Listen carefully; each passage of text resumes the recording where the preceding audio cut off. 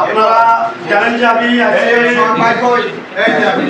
গ্রাম আদালতে আমাদের judicial magistrate আদালত থেকে যে একটি মামলা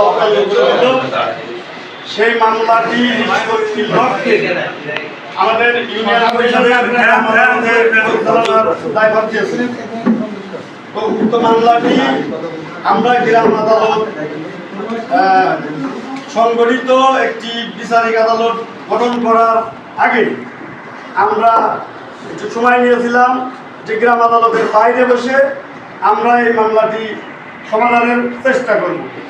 তো ইনশাল্লাহ আমরা বাদী বিবাদী দুই পক্ষেরই 6 জন সাথে আমি সহ 7 জন থেকে আমরা উক্ত মামলাটি সমাধান করতে সক্ষম হয়েছি।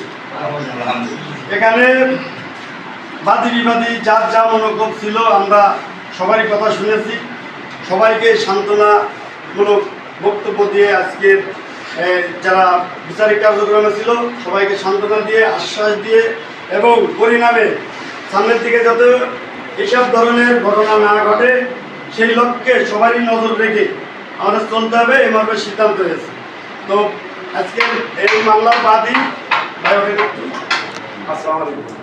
আমরা যে আপনি যে বাদী হয়ে যে মামলা করছিলেন এই মামলাটা কি আজকে এখানে সমাধান হয়েছে? সমাধান হয়েছে যে মামলাটা আপনার নামে করা হয়েছিল আমরা যে আলাদা বসে একটা সমাধান করছি এটি কি সমাধান হয়েছে?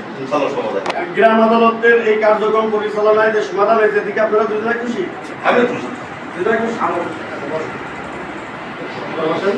তো প্রিয় উপস্থিতি, আমি যেহেতু মামলাটি সমাধান হয়েছে আপনারা শুনতে পেরেছেন, এখন আমি আরেকটু কথা আপনাদের উদ্দেশ্যে বলতে চাই যে বিষয়টা হচ্ছে আসলে আমাদের একটু দেখে শুনে চলতে হবে।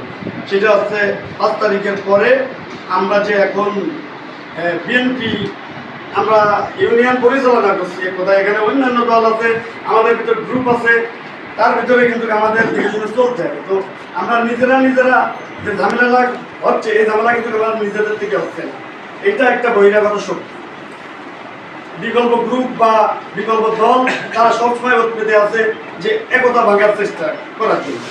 তা আসলে আমরা যে একতা ভাবে আছি এটা তাদের প্রচেষ্টা এবং তারা সফল হচ্ছে।